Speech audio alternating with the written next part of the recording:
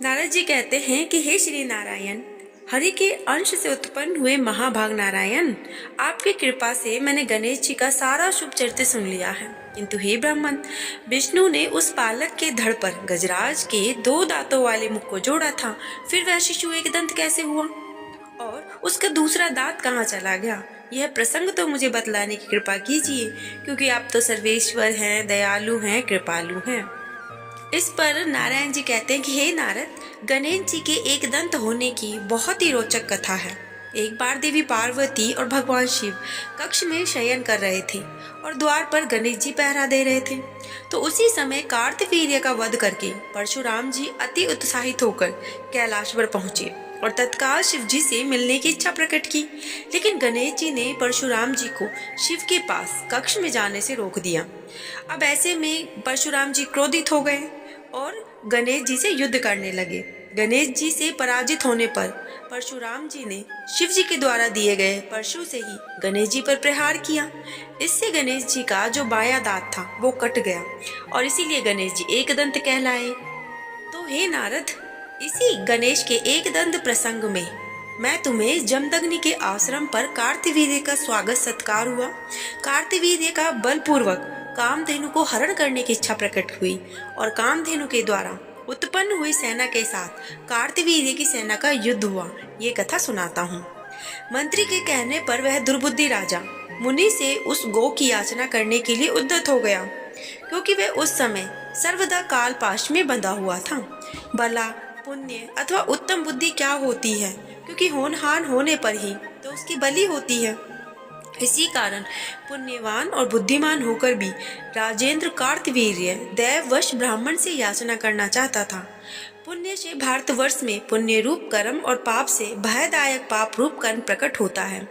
पुण्य कर्म से स्वर्ग का भोग करके मनुष्य पुण्य स्थल में ही जन्म लेते हैं और पाप कर्म से नरक का भोग करने के पश्चात प्राणियों की निंदित योनियों में उनकी उत्पत्ति होती है। तो हे नारद, कर्म के वर्तमान रहते प्राणियों का उद्धार नहीं होता, इसीलिए संत लोग निरंतर कर्म का क्षय ही करते रहते हैं।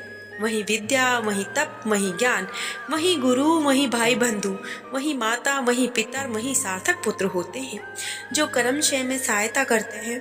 प्राणियों के कर्मों का शुभ अशुभ भोग तारुण रोग के समान होता है, जिसे भक्त रूपी वैद्य श्री कृष्ण भक्ति रूपी रसायन के द्वारा नष्ट करते हैं।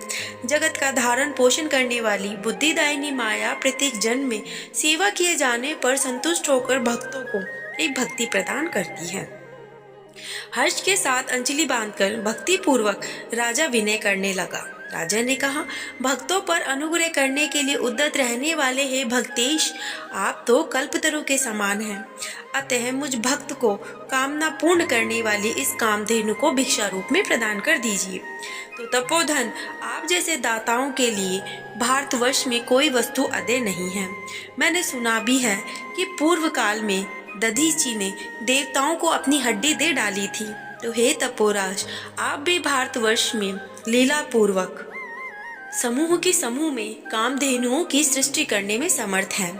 ये बात सुनकर के मुनि ने कहा, राजन, आश्चर्य है, तुम तो उल्टी बात कर रहे हो।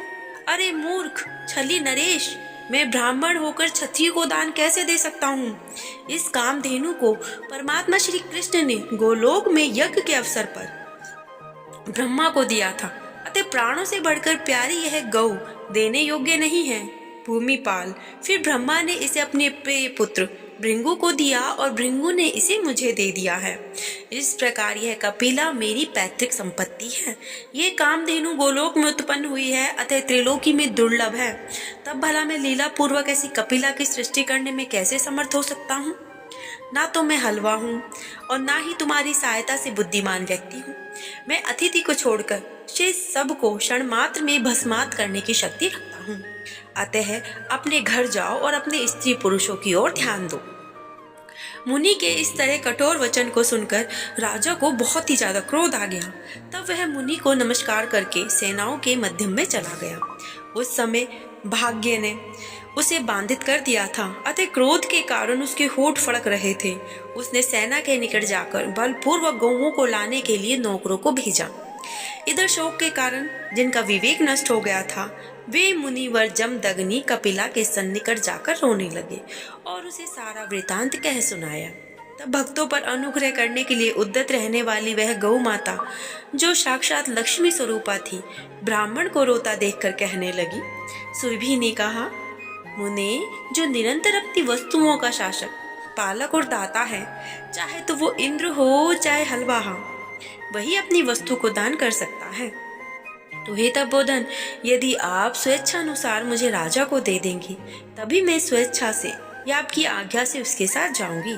यदि आप नहीं देंगे तो मैं आपके घर से कहीं नहीं जाऊंगी। इस प्रकार गौ माता उनसे कहती है कि आप मेरे द्वारा दी गई सेना के सहारे राजा को भगा दीजिए। सर्वज्ञ, माया से विमुग्ध चिंत होकर आप क्यों रो रहे हो? अरे, ये संयोग वियोग तो कालकृत है, आत्मकृत तो बिल्कुल भी नहीं है।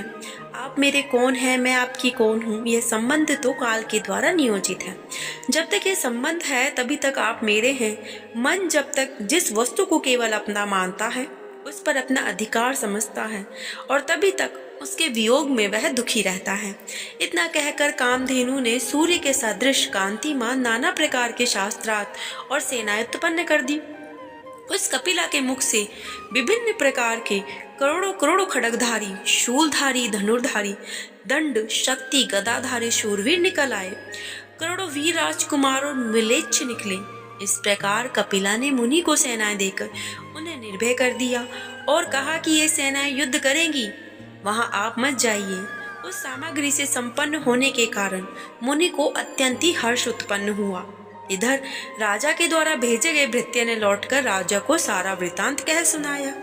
कपिला की सेना का वृतांत और अपने पक्ष की पराजय सुनकर राजा को बड़ा ही भयभीत हो गया।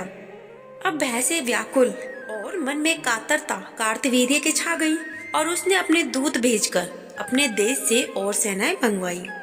इसके बाद नारायण कहते हैं कि नारद, तदंतर कार्तवीर्य ने दुखी हृदय से श्री हरि का स्मरण किया और कुपित होकर उन्होंने मुनि के पास दूत भेजकर कहलवाया। अब हम आगे की कथा कल के अध्याय में सुनेंगे। श्री हरि विष्णु आप सभी को स्वस्थ रखे और आप सबके सारे मनोरथ शीघ्र अतिशीघ्र पूर्ण करें। अगर आपने चैनल को सब्सक्राइब नहीं किया है तो जरूर करें और वीडियो को अंत तक देखने के लिए आप सभी का धन्यवाद। जय श्री कृष्णा, राधे राधे।